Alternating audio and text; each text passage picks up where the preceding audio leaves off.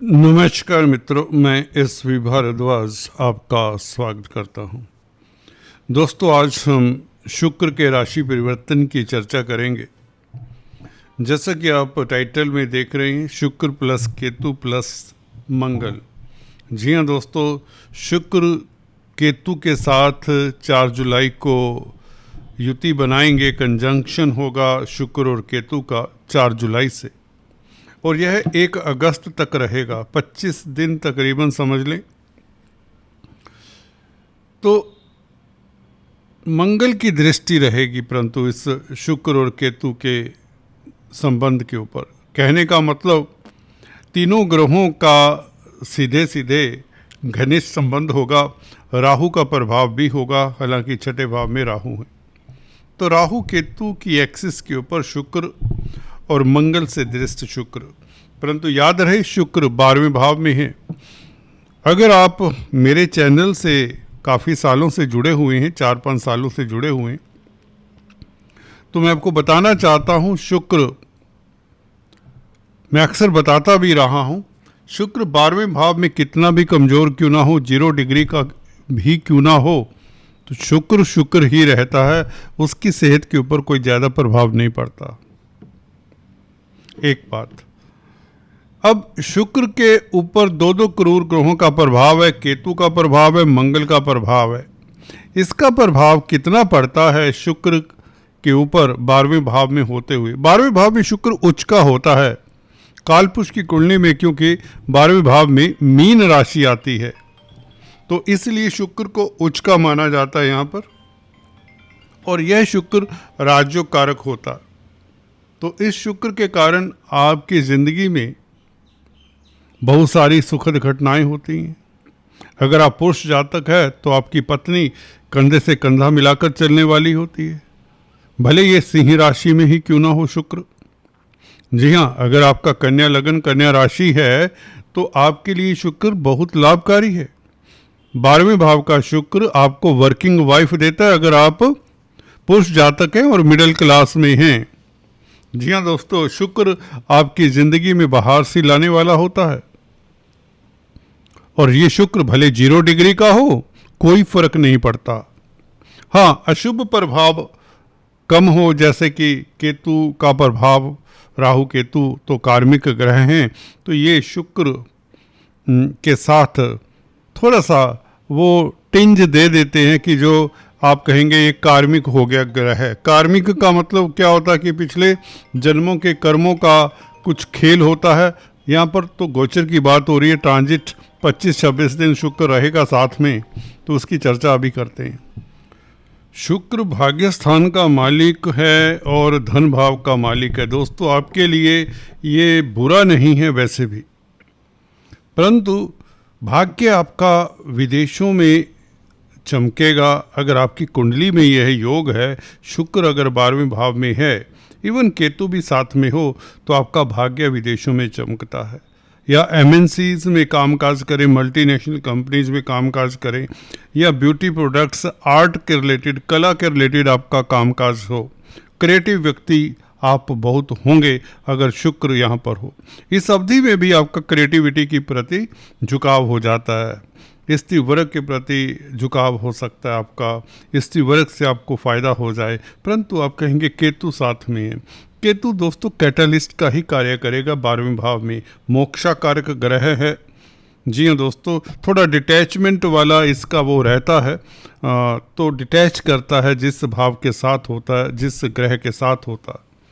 तो 12वें भाव में इसीलिए देखिए, 12वां भाव होता है अध्यात्म का, तो संसार से डिटैच करता है, तो ये मोक्ष दिलाता है। 12वें भाव में बैठकर अध्यात्म के प्रति व्यक्ति का झुकाव हो जाता है, परंतु शुक्र तो बिल्कुल अपोजिट है। यह संसार का ग्रह है, ये संसारिकता का ग्रह है। व्यक्ति को, जिसका शुक्र 12वें भाव में होता है, उसको प्यार मोहब्बत में बड़ी रुचि होती है, अच्छा कलाकार होता है, संसारिकता उसे मरते दम तक लुभाती है। अच्छी बात है दोस्तों, किस्मत वाले होते हैं जिनका शुक्र 12वें भाव में होता है। वैराग्य, नेगेटिविटी ये आने नहीं देता, परंतु केतु तो वैराग्य है, इसका मतलब है जिसका केतु 12वें भाव में होता है वह जिंदगी से जल्दी से उकता जाने वाले होते हैं, क्योंकि माया उनको बांध के रख नहीं सकती, रख भी ले तो वह कभी इधर कभी उधर, कभी संसार में।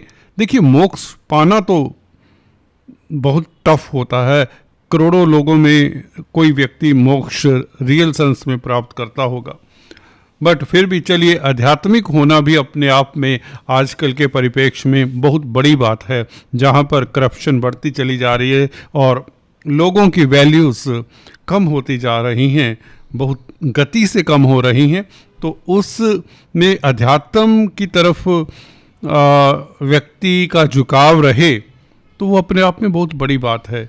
तो केतु का आपको आध्यात्मिक बनाना कहें तो, क्योंकि भाग्य स्थान के मालिक के साथ है, तो किस्मत में अध्यात्म।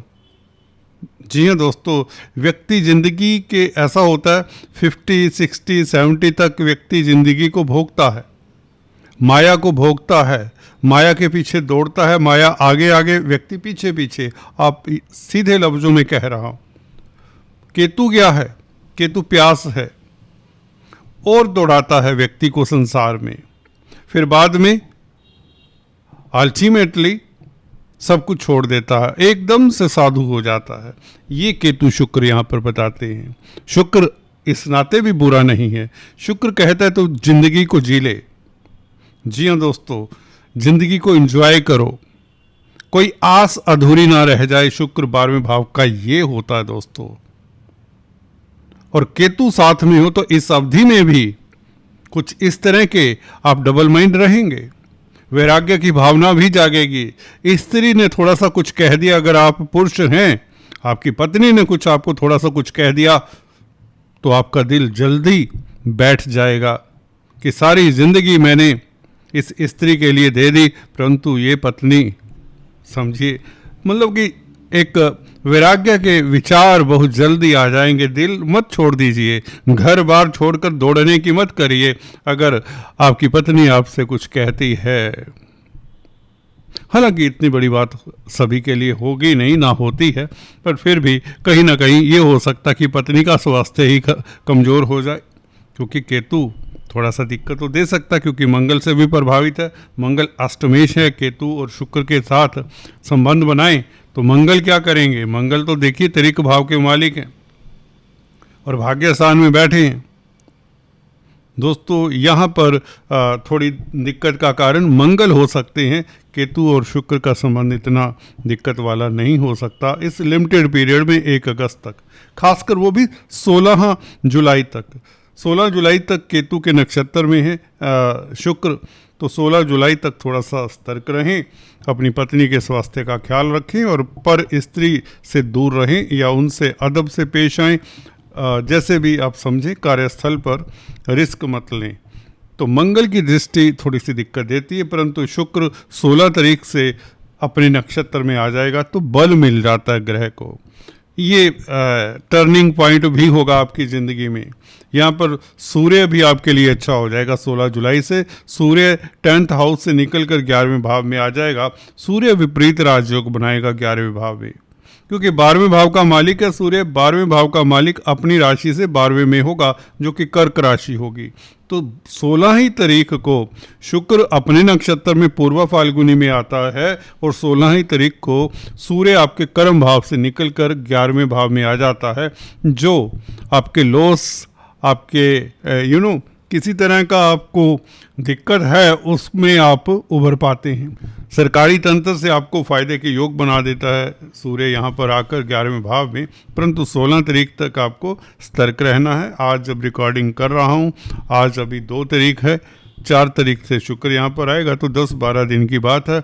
जब शुक्र स्वग्रही अपने नक्षत्र में होंगे तो ये आपकी ज़िंदगी में एक प्यार मोहब्बत वाली स्थिति और भाग्य साथ दे, खासकर विदेशों में धन की स्थिति बेहतर हो।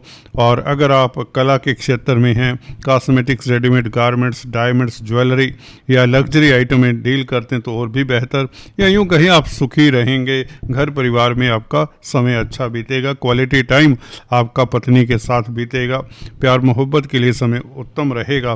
फिर भी केतु कहीं ना कहीं बीच बीच में कभी कभी हल्का सा टीस दे देते हैं। परंतु मंगल की दृष्टि तृतीय भाव का भी मालिक है। छोटी बड़ी यात्राएं आप करें अपने फैमिली के साथ, तो उससे समय आपका अच्छा बीत जाएगा।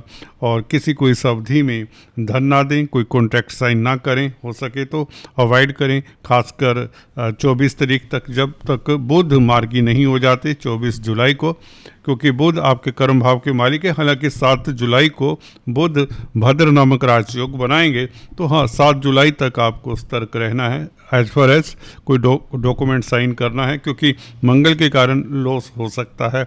अष्टम भाव का मालिक भाग्य स्थान में बैठे तो ये अचानक से कोई ऐसी घटना करवाने के पक्ष में होता है मंगल, कि जो नागवार हो हमारे लिए। तो मंगल के उपाय करते रहें, हनुमान चालीसा पढ़ना अच्छा होगा। और 7 तारीख से पहले कोई डॉक्यूमेंट साइन ना करें, हो सके तो ये 16 तारीख तक अवॉइड करें, 16 जुलाई तक। अभी दोस्तों इतना ही, फिर से मिलते हैं, तब तक के लिए अपना ख्याल रखिए। Please do subscribe, like and share. Thank you so much.